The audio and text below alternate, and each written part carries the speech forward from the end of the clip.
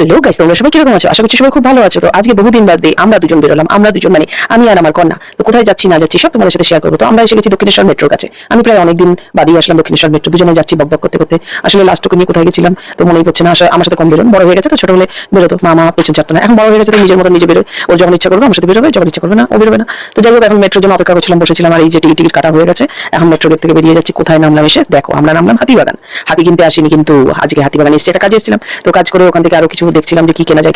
তো তোমাদের কাপটা দেখাতে ভুলে গেছি, কোনো সময় আরেকবার একটা ব্লগ বানালে। চা তো অবশ্যই দেখবে আমার ব্লগে, চা খাচ্ছি, তারপরে সকালবেলা ধরো চা খাচ্ছি, তখন দেখাবো যে কি সুন্দর সুন্দর কাপ কিনেছি। হাতিবাগান যখনই যাই না, এটা কিনতে ইচ্ছা করে, ওটা কিনতে ইচ্ছা করে, মানে সাজার জিনিস বা অন্য কিছু না, আমার কাপ প্লেট দেখলেই হাতিবাগানে কিনতে ইচ্ছা করে।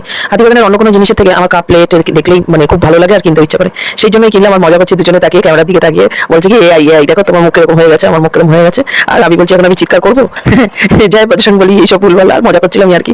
আর দেখো লোকের কথা ভিতর বলে নেমে গেলাম বর্ণনগর স্টেশনে। আর ব্লগটা আজকে এখানে